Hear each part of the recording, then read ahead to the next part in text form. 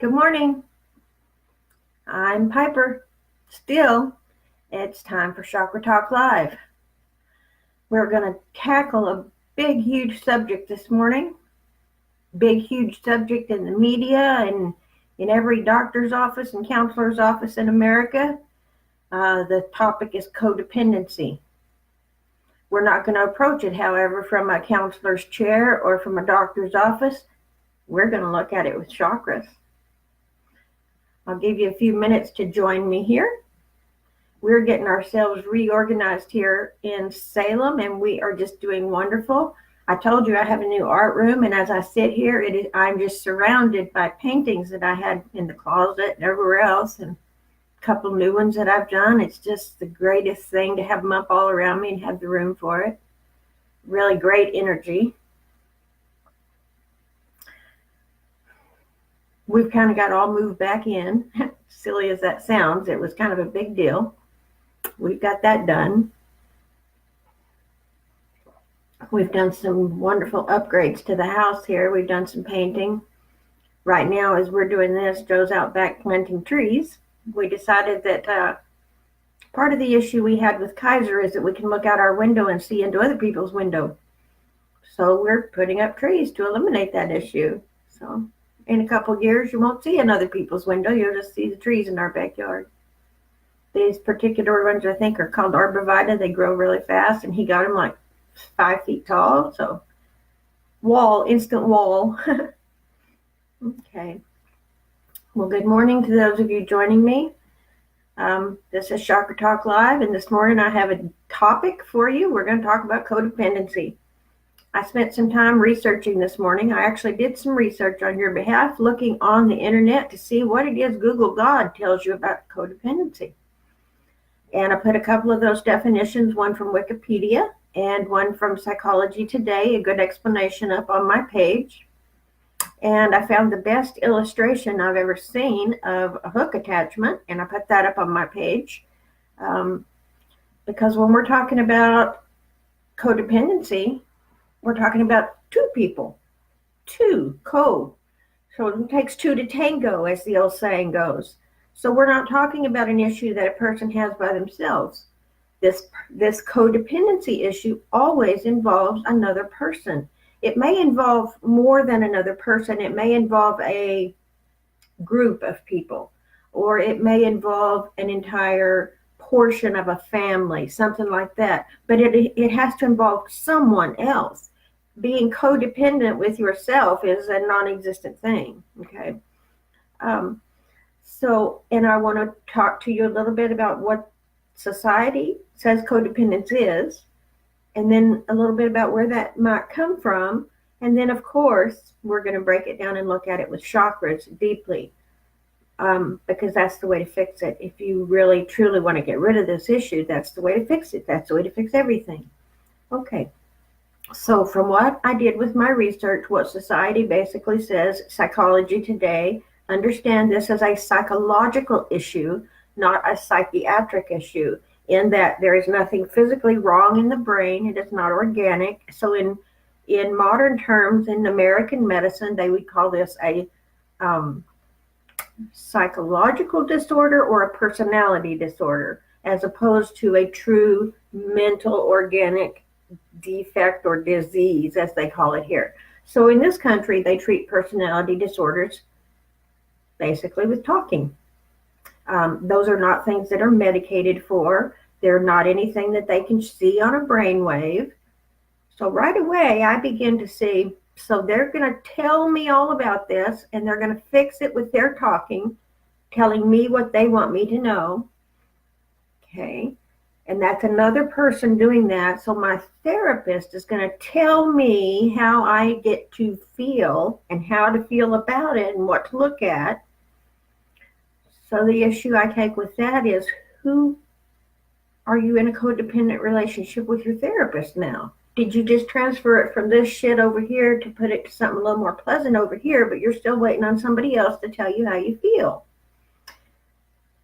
At the bottom baseline, codependent behavior can be summed up in one sentence. You can't decide how you feel until you assess how everyone around you feels. Boom, that's codependent behavior. Now, there's reasons that gets built into us and reasons that occurs in, God, probably 75% of all relationships. That's why we have relationships, is because we get something back and forth from it, okay? When it becomes a codependent relationship, or in what I'm going to eventually get you to, when it becomes the issue of vampirism, one human feeding off the energy of another or another group, that's codependency, psychic vampirism. That's what we're talking about here today. We're using Google's terms, codependency. When we get it into chakras, we're talking about hooks. We're talking about deeply embedded hooks that stay with you and last through you and cause you trouble through sometimes your entire lifetime, sometimes multiple lifetimes. Okay? So we're not talking about anything new from a point of chakras. There's not a new codependency chakra I've discovered. This is the same set of 7 chakras with the same auric field and the same Akashic record that we've always talked about. So what is happening to these people that are so dependent on that other person? What's happening in their chakra function to cause that or to allow that to happen? Okay? You got to realize anything that's happening to you is happening in here. If it's hooked to another person out there, you're allowing that, although you probably don't know that. Okay? And from an energetic standpoint, it's as simple as cutting off the supply. Okay? But we'll get there. But from the societal and public and medical standpoint, it's this whole huge thing where you are expected to fix your behavior. Okay? Society, your PhDs, your psychologists, your counselors that are certified, all these people will tell you that codependency is your problem. Okay? But they don't tell you how to fix it. They tell you what to avoid. Your codependent behavior, you can't be around those kind of people. They'll suck you dry. Well, that's not the solution. That's not the solution.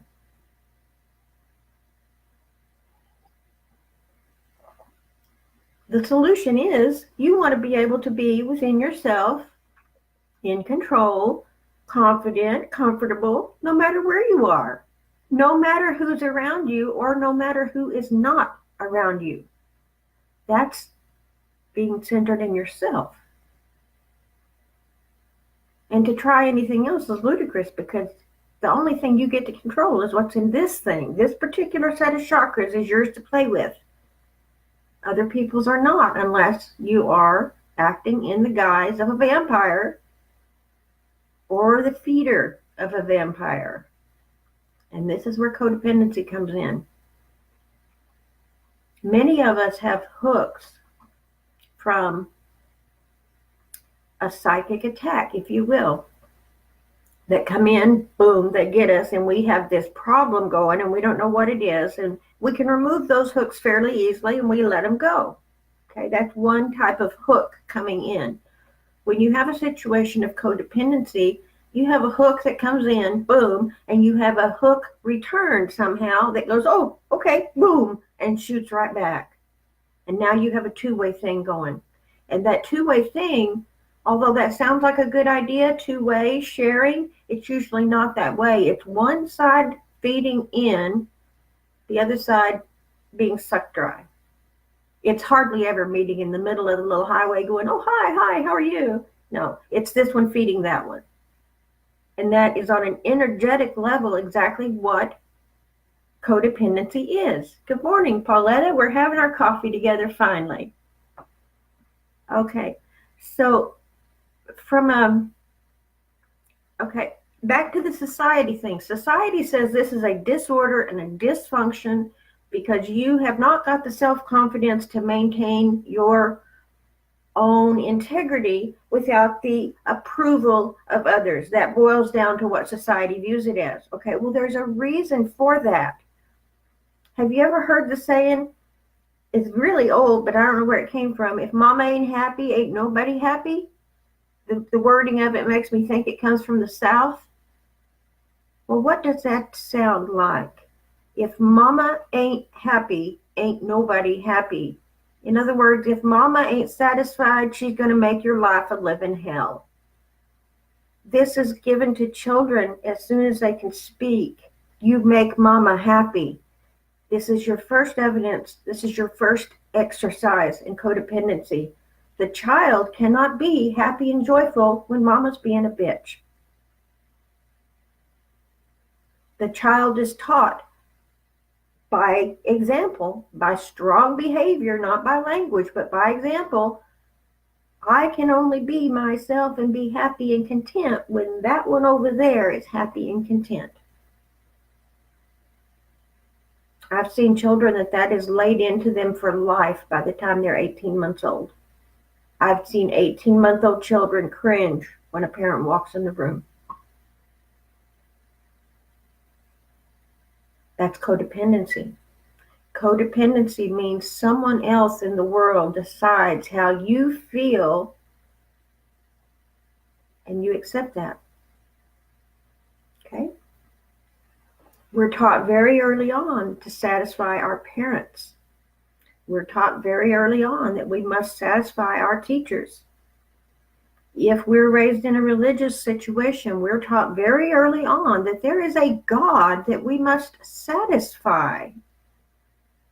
And then we wonder why we end up in codependent relationships.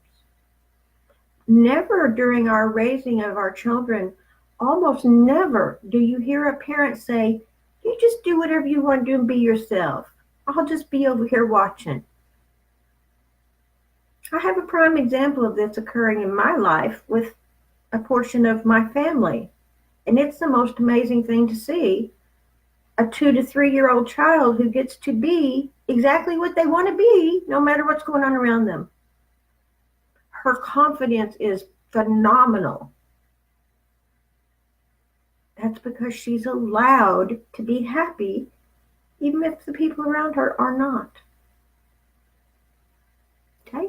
Codependency says, I can only be happy if you're happy, because if you're not happy, it's not safe for me. That comes early in childhood. And then what happens as soon as we get into, say 5th, 6th, 7th grade? What are we trying to do? We're trying to get a boyfriend. We're trying to get a girlfriend. We're trying to get a significant other, a mate, if you will. It's part of the human species' built-in genetic drive. Go out there and find a mate. Okay, that was placed in the DNA eons ago to prevent the extinction of the species. Okay? But it's placed into us in society as if it is a mandate. You cannot be happy by yourself. And if you are, there's something wrong with you. Do you see how ludicrous that is?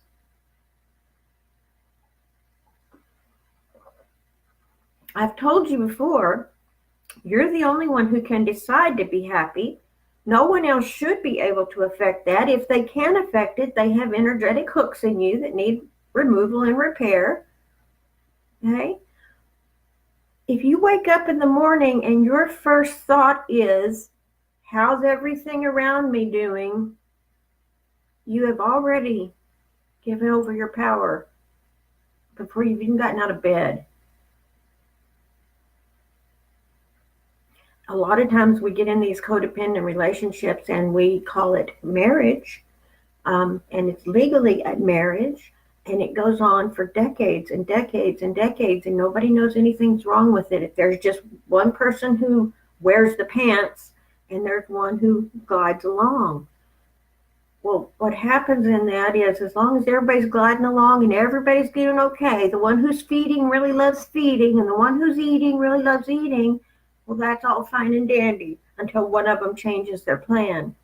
When the one who's feeding finally realizes, good God, I'm being eaten alive, and they stop that, boom, then you see the evidence of how codependency energetically works. Because once that hook is cut, the person over there that was being fed begins to starve, and very quickly they begin to act like an angry infant that's not being fed. Arrgh! The world becomes this horrible, hateful place because they're not getting that energy source that they're used to. But you see, that energy source belonged to you, belonged to me, belonged to someone else. You have to learn to do this for yourself. You have to learn to feed yourself. And in reality, there's no work or anything to that. Feeding yourself is a passive thing. It's like the air leaving your lungs. All you have to do is open up to it. The source energy will feed you all day, every day. It'll give you everything you need. Crown will tell you you don't have everything you need.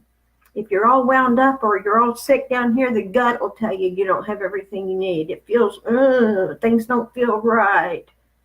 In reality, when you can get all that settled down and you get these 7 chakras into a nice alignment, and the energy's coming in here and it's going out 100% honest through the throat chakra, you've got this natural movement of energy that just goes like this all the time, then you get rid of all that angst.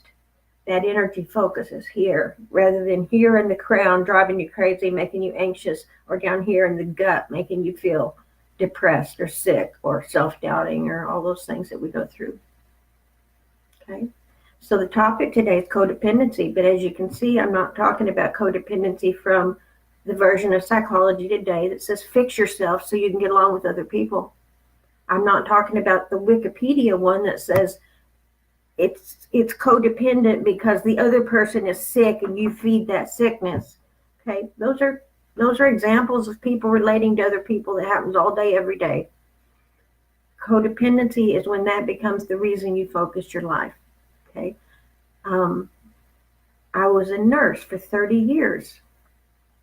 That is a very stark example of being codependent on a career, if you will, on a bigger thing than another human, but a large group of humans.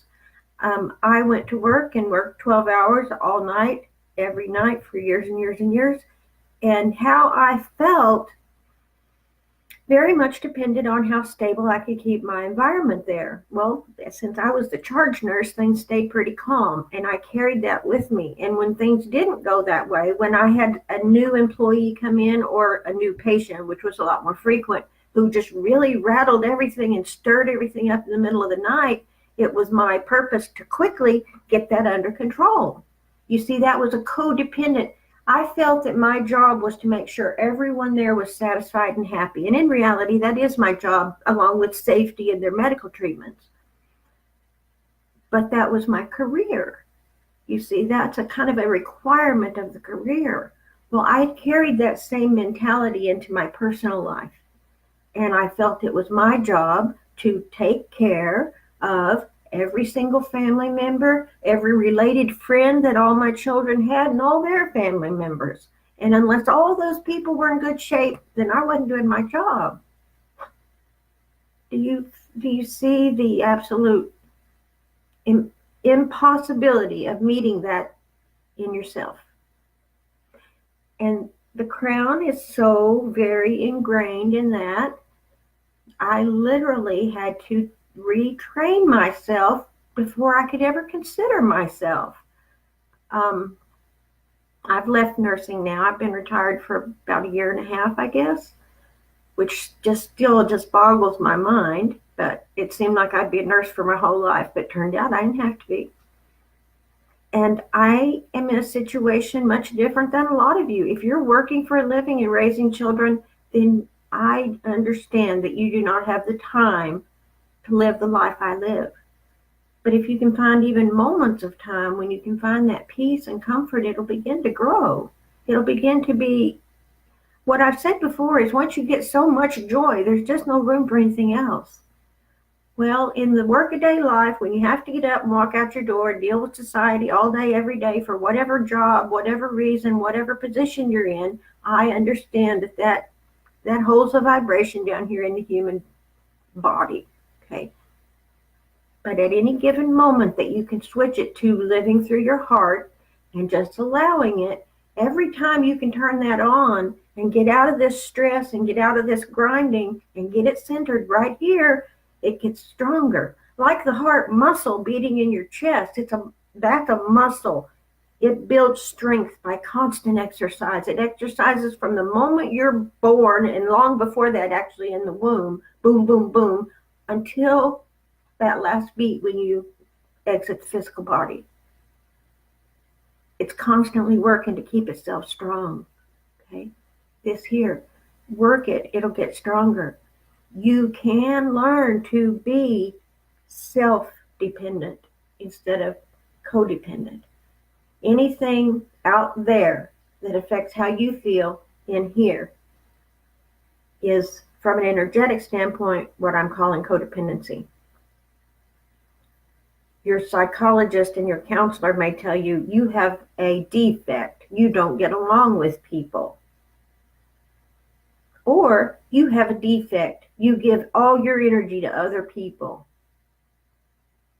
Well, great. What do I do about that? They don't go there. It's driving me crazy. I can't meet the demands of my life. What do I do about this?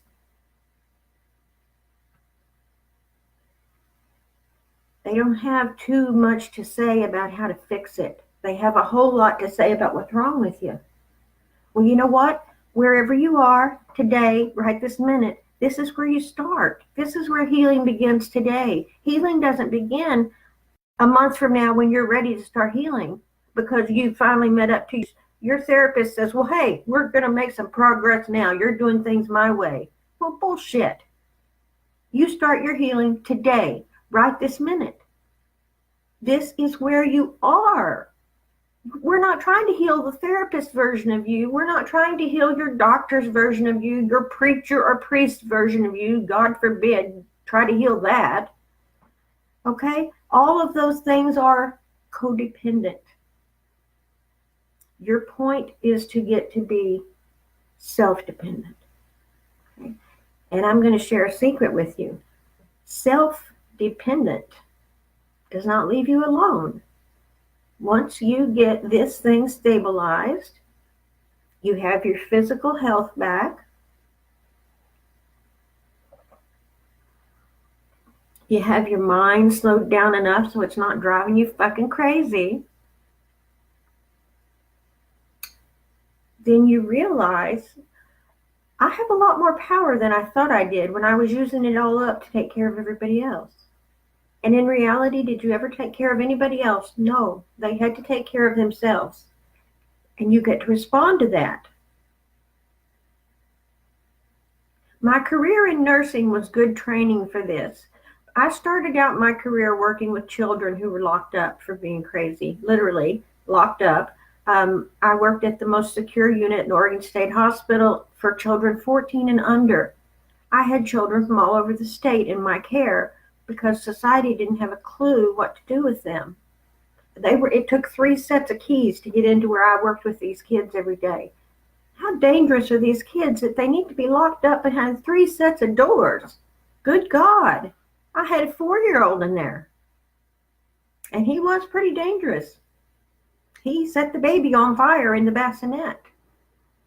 You see, there's problems with this at babyhood. In babyness is where people need to learn they can be okay being themselves and they don't have to do things. This child had been so severely abused by the age of 4. By the age of 4, he was nothing but a little ball of rage. And he learned to use matches. And it took his life away from him.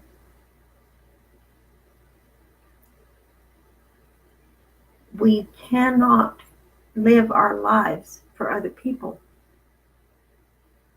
The most stark example of this is trying to raise children. Can you be happy if your child is not well? If your child is not comfortable? Can you be happy? You can. Society will tell you you're a horrible person if you are. Society trains you that unless everything around you is copacetic, you better not feel good. Puts that up there in the category of sin. All that weird shit. I'm telling you, you can get up every morning and be happy and calm and focused and energetic in your own right without energetically feeding another soul on this planet. And it's okay.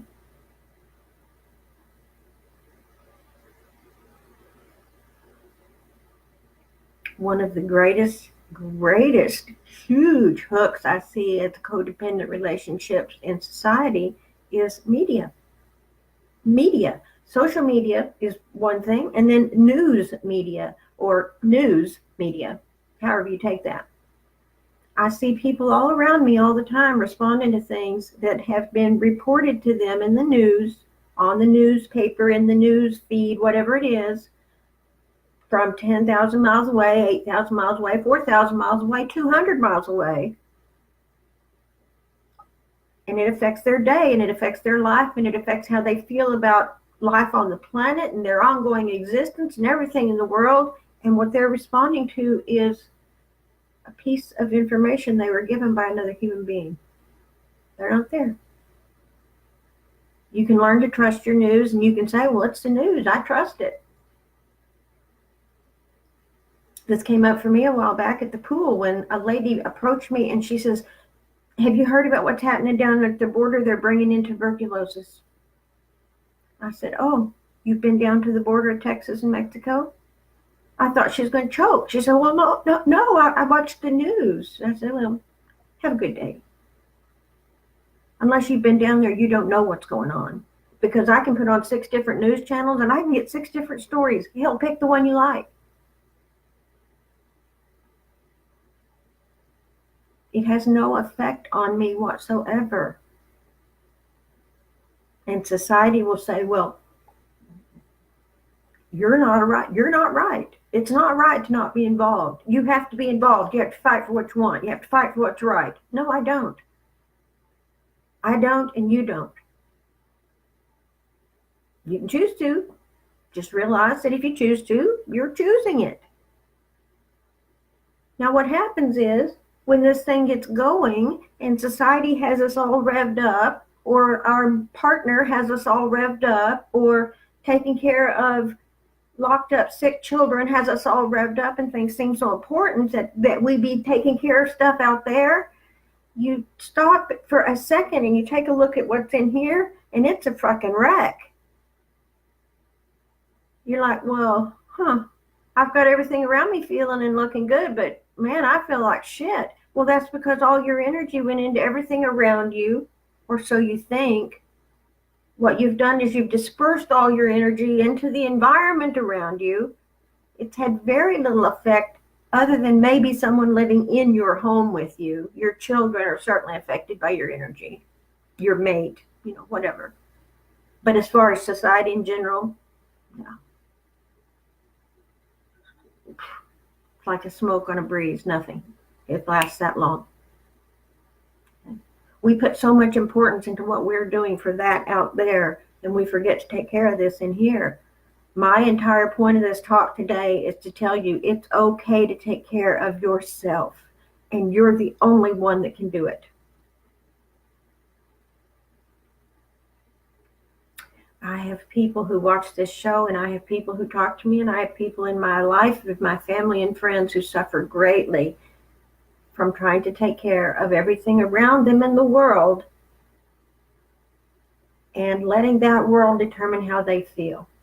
There's a couple of different things that go on with codependency. When we're talking about the codependency of caring for the dependent, so we're talking about children, disabled, elderly, someone who actually needs our physical care. We have that caring for them. Well, we also tend to give up our emotional joy to their sad situation. That's not required, but that is what we are trained to do. Well, in the romantic partnership type of relationship over here, something different occurs. Over here, this one, you feed on their positivity, whatever tiny little bit there is, and they feed on you feeding them. You see, so that's a vampiric relationship there. Although that one, like I said, for 30 years, that was my job. And I did it really well. The problem was I brought it home and tried to do it there too. You have to kind of do what you have to do for your job. But realize if it's your job, it's your job. And if it's your life, it's your life. They don't necessarily have to be the same thing. Okay.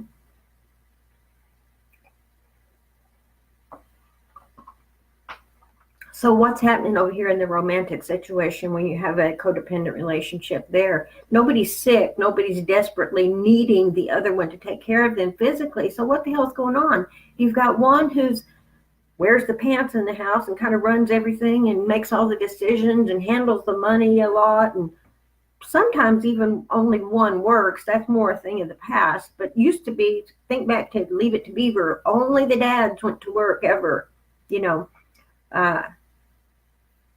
And that's the way society presented it to you. That was the normal. Dad went to work, mom stayed home, children were all well dressed, all the beds were made, the lawn was perfectly manicured, and no one ever had a cross word.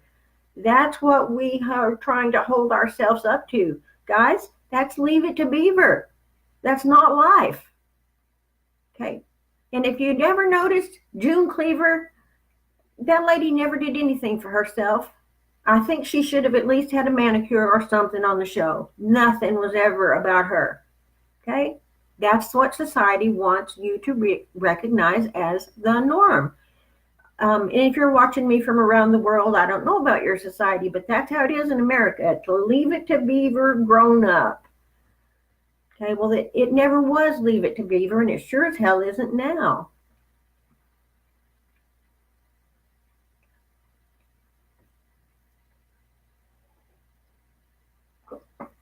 So, in today's world and society, what I see with codependent relationships, in what we will just call your mate, I don't care what your sex is or your sex orientation, the person you live with as your significant other, what happens with that when it gets out of hand is one is feeding and one is willingly, one is eating and one is feeding, and it's willing. It goes by, it's done voluntarily at first, and it tends to get out of hand. We have a situation where, let's say early in a marriage, you're both excited and woo, whatever. Well, after that honeymoon, it realizes that one of you is not quite the jolly thing that you thought you were when you were dating, and now you live together, and one of you's kind of gloom and doom, and one of you's bright and sunny, and in 6 months' time, then you're both gloom and doom, and you're both kind of not doing so well, and I have to be sad because you're sad, and well, now you're sad, so I'm sad, so now we've established that we can be sad together, and I can't be happy because you're sad, and happiness is gone, and we just sit here and we be sad together. I've seen this with married couples who go on for decades and decades. I did home health forever. I have been in 1,000, 2,000, 10,000 homes and seen these energetic patterns between people. Two people been married 75 years and they've been pissed off for 74. And that's just what you do. Well, this is just how we do it. Well, the reason I'm in there is because they've both been pissed off for 74 years and they've made themselves sick. And they both got cancer and they both got high blood pressure and they both got heart disease because I feed you and you feed me, and this is what marriage is. This is what we do. Well, 70, 50 years ago, whatever, people were more into the marriage motif because that's what you did. That's what society told you that you did. And if you didn't do that, there was something wrong with you. Well, that's not so much the case anymore.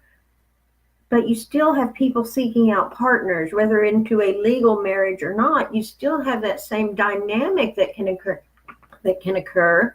Do I need you in my life, or do I just enjoy your company?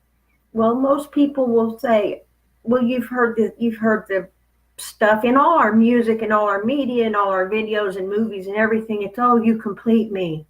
Oh, you're my better half. Oh, my world is not complete without you. I was looking for music today, thinking about this codependency thing, and Spirit led me to Patsy Cline. And Patsy Cline, every song she had was about, I can't be whole unless I have that particular man. I mean, and she had the most beautiful guttural voice, and Patsy Cline was just an amazing singer, but all of the content of her song was, you complete me, and without you, I'm worthless. And I thought, damn. I mean, did she believe that stuff? Because a lot of the music from the 50s was that way. And then in the 60s, we move into more of it being a jolly thing. Hey, you complete me, Then it was the Beach Boys and it was the Beatles and it's all about love and joy. Well, and then we move into the 70s and it's about, everybody who's against the war and all that. And that completes you. You become part of a rally, part of a group. Nobody ever learns to stand alone.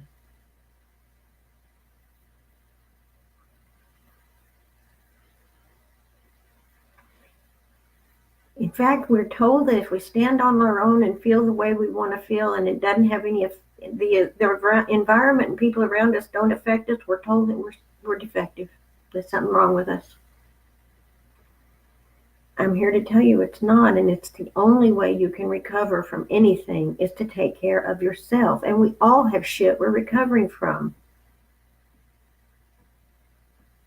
When you get this straight in the physical world, then you can start recovering from all that shit. I seem to be having a lot of work with folks trying to recover from sexual abuse and rape and that type of trauma early in life, causing soul fractures, and now manifesting as multiple personality disorder. If you go to your doctor, or a lot of you I've talked to personally now, you've been told you have a mood disorder. If you're being told you have a mood disorder, it's quite likely you may not be the only one residing in here. You may be fractured. You can't deal with that until you get one of these stable and get this physical thing calmed down. Okay. When I finally put all the fractures together, I had 5. Now I just have 1, and I'm very happy and content. But it took a lot of work. I've been at this for 5 years. It's not something you're going to do in a week, and it's not something you can hire to have done, and it's not something your therapist can do for you, and it's not something the 25 books I wrote can do for you. But they can sometimes nudge you in the right direction. They can sometimes help you get started. And there is a secret I'll share with you. You can't do anything unless you start. And the way to start is to do one thing. Anything, one thing. In working with Buddhism, how's that working for you? It's working great. Good, then do more of that.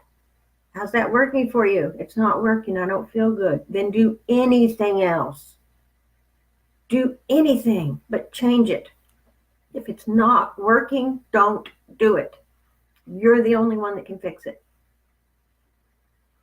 Codependency. I need somebody other than me to tell me how I feel. Give that up. Get up every morning, take a look straight down, just down to the floor. You won't see anybody there but yourself, unless you happen to have a toddler standing between your feet. How do I feel? When I look down, I usually have a chihuahua there, but I don't feel like a chihuahua.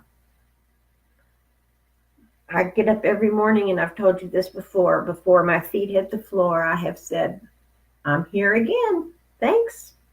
Let's do it. I walk into my day with the attitude of gratitude. How about that? That's cute. An attitude of gratitude. That's probably going to end up on a card or something. I'm so pleased to see all of you here.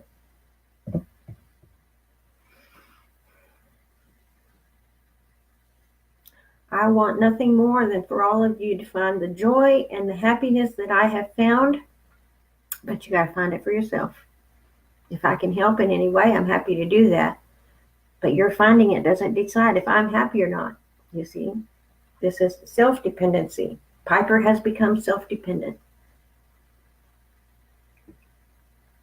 And that leaves Piper with a lot of time to communicate with Piper's higher self, which is why I said you don't really end up alone, but you end up spending your time in different types of communication. So, okay. I think we're going to wrap it up. You know how I am. When I'm done, I'm done. If you are allowing anything or anyone else in the world to determine how you feel each and every day, then that's a choice you're making. And it's a choice you can give up. And it's a choice that can take some hard work and some big life changes, but you can actually learn to quit doing it altogether. And just depend on yourself on deciding how you feel about things. And when you do, you find the world's not near as scary a place, not near as stressful a place as we're made to believe it is. Okay. I have much love for all of you. Have a wonderful day.